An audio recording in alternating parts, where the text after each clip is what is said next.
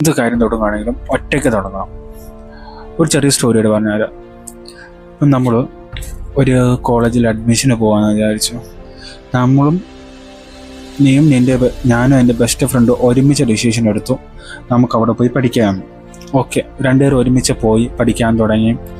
പകുതിയായപ്പോൾ അവൻ്റെ എന്തോ ഒരു സിറ്റുവേഷൻ, അല്ലെങ്കിൽ അവന് പഠിക്കാൻ പറ്റില്ല, അവനാ നിർത്തിപ്പോന്നു. നീ അവിടെ പോയതിൻ്റെ കാരണം എന്താ? നിൻ്റെ കൂട്ടുകാരനുണ്ടെന്ന് ഓർത്തുകൊണ്ടാണ് നീ അത് തുടങ്ങി വെച്ചത്. അവനോ അവളോ അവരൊന്നും ഇല്ലയെന്ന് എനിക്ക് തോന്നുന്നു. അന്ന് നമ്മുടെ കോൺഫിഡൻസ് നമ്മളെ കൈവിട്ടു പോവും. നമ്മൾ അവിടെ ഡ്രോപ്പ് ഔട്ട് ചെയ്ത് വരും.